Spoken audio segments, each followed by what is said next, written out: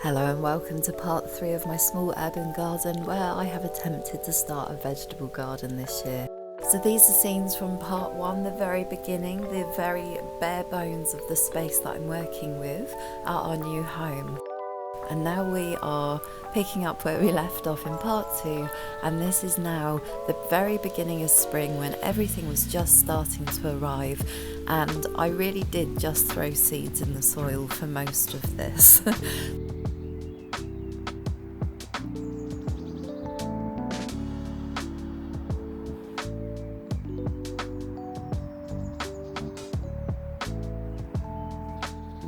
As anyone who saw part 2 knows, I did grow seedlings, had a bit of a wind incident, the whole thing really was very destroyed, so it was a case of throwing seeds in the ground and rescuing whatever I could, and that has worked.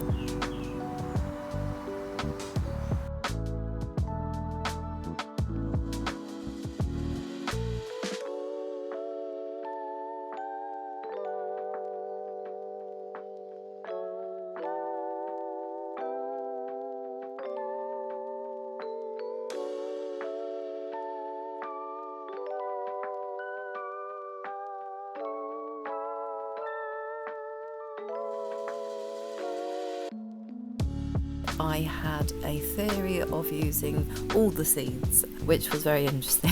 I don't think I'll ever do that again. It has been a lot of learning and it's been fun and very low maintenance. Now, I have not had to water my garden at all this year, which is very fortunate because I only have a watering can here, not an outdoor hose.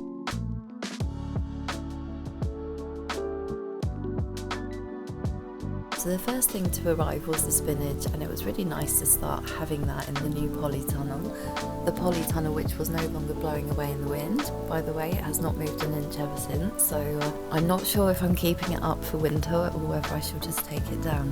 But yep, the spinach was the first fresh ingredient I got to potter around collecting, which is always a whimsical moment when you're growing your own food.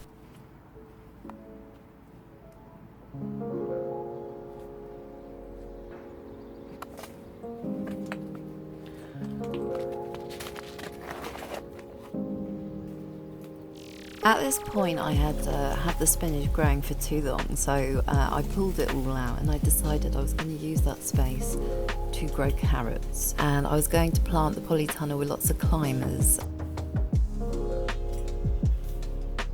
These are, I think, doing very well actually. Let's take out those bits. The nasturtiums will hopefully thrive and climb, and the carrots are all organised, de-weeded, popped a little bit more soil in, little wrinkled peas, there's some signs of life coming too, so hopefully we're going to find some nice big carrots. So this was quite a pivotal moment in the whole garden. This was the last little bed being put in, some soil popping in there, a piece of wood for the border, and at this moment all the beds were ready. They'd been dug, prepped, frames put in, the polytunnel was in, and all of the beds had been planted with all of the seedlings. The bulbs are starting to appear at this point, and we had mushrooms appearing too, and it was just a time of things happening. From this point, I really didn't have anything physical left to do apart from just wait. Hence why I didn't make lots of videos about anything. So from this point of the video on, it really is a case of just watching nature flourish and bloom and grow.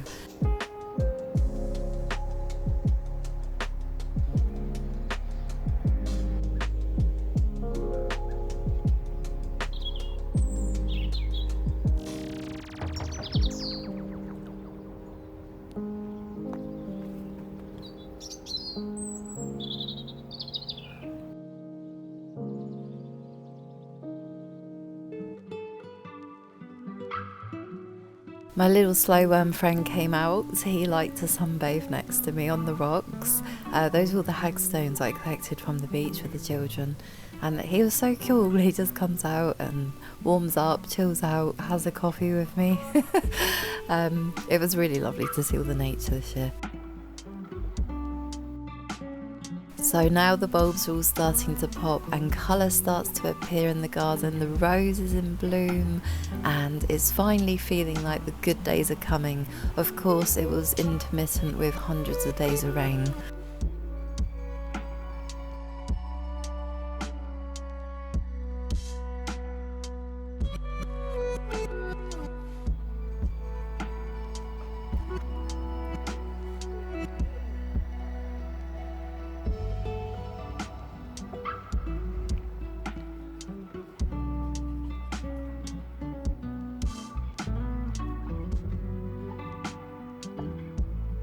But these wind poppies, they were the first to appear of the bulbs, and I am so in love with them. They are incredibly beautiful.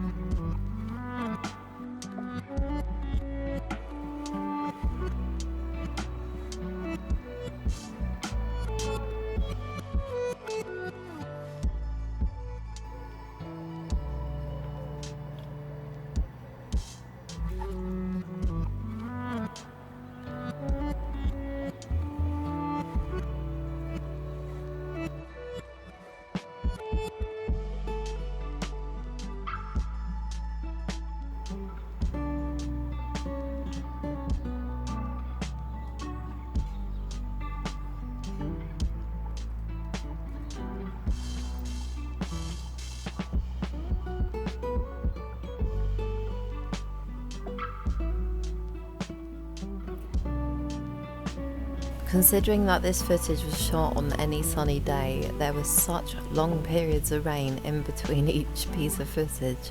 So everything was growing very dramatically, and I don't have a hose here, so it really was doing me this huge favour by not having to water the garden, and every sunny moment being able to come out, see what had appeared, what was new, what was thriving. And it was about at this point that I started to realise I had planted a monumentally large amount of seeds and plants, and it was all happening. I expected it all to get wiped out, but no, everything works this year. Everything thrived.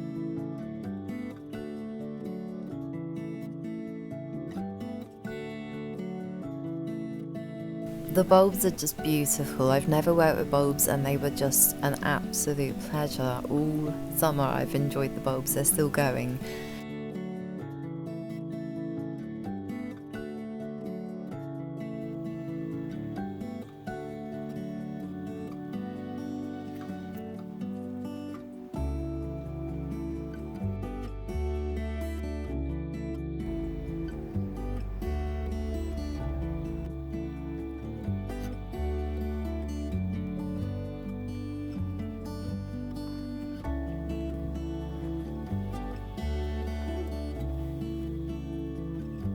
So as you can see, things are really thriving at this point, and I didn't actually have a lawnmower. It broke when we moved and I haven't actually replaced that. I've actually been sort of trimming the grass by hand. So it was about this point where things were really starting to get a little bit out of control that I decided it was time to get myself a strimmer.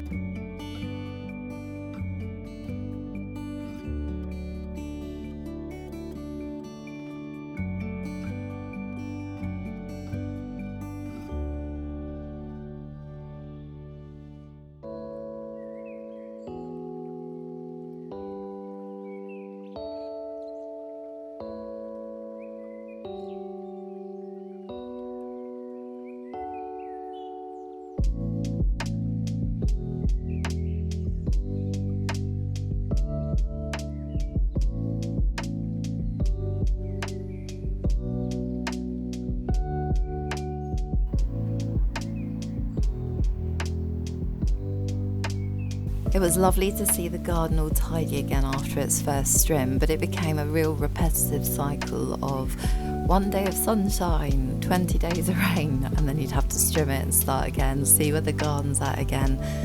And at some point, as you'll see shortly in this video, it kind of got into full-blown jungle. I thought things were crazy enough at this stage, but I had no idea what was to come.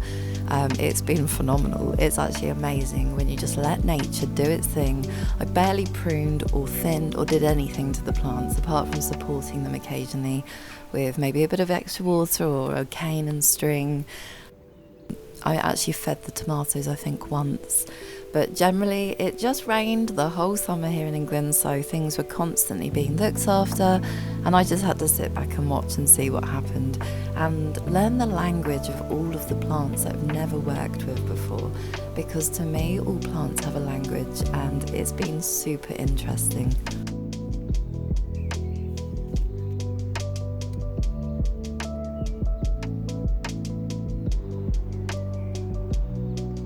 I had a couple of times during the summer that I culled the snail population in the garden. So I would go round, gather them all up, pop them in a brown box, and we would take them off to the forest and release hundreds of snails back to the wild. And it really helped all of the plants to thrive, and I barely had any problems with snails this year.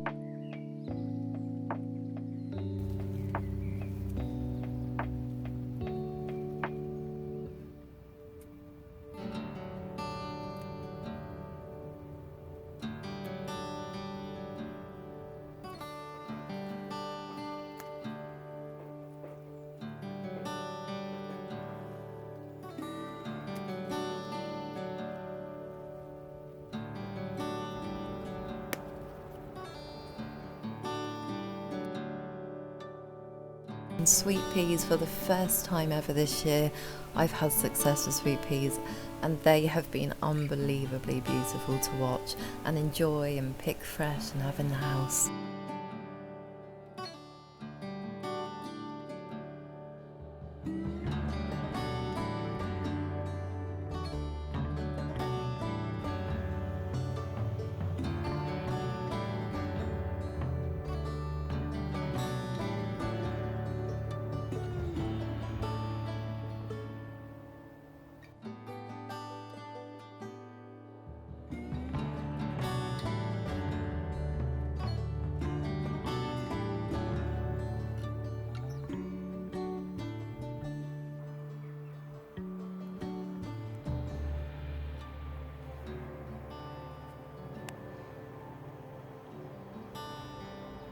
Hello, it is August.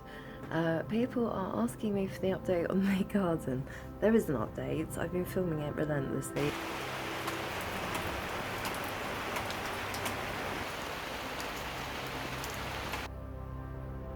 One of the little dreams that I had was of growing my own calendula and harvesting my own and creating beautiful balms, and it's something I've never done before. I've always wanted to do it, and it was amazing how easy to grow this plant is, and it just keeps giving. So I harvested and harvested, and I've got a beautiful amount dried now, which once the darker months come, I always enjoy working with all of the things that I've foraged all year and turning them into whatever magical thing they become. So I'm really looking forward to working with this flower this year. It was very abundant. It was kind of orange was the theme all summer in the garden.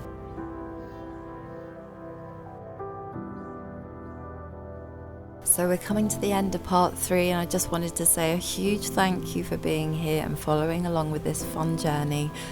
We are now officially in the triffid season, as I call it. These are pumpkin plants, and I planted quite a few. There were some seeds in the soil from last year, and it is now coming into harvest time in the garden. So all the beetroot and tomatoes and the pumpkins, all those things are just coming into fruition now.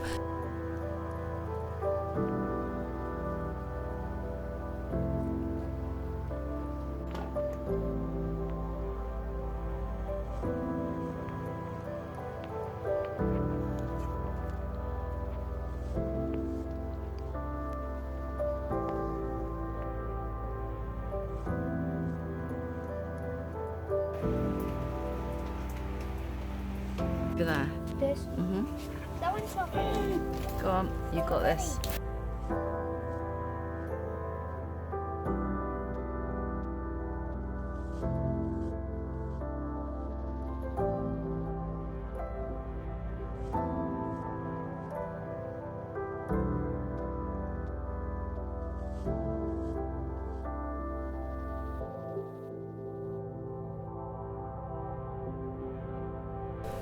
So a big heartfelt thank you to you for being here. Don't forget to subscribe, give the video some support with a like or a comment, and I will see you in part 4, my harvest, my first harvest in my small urban garden.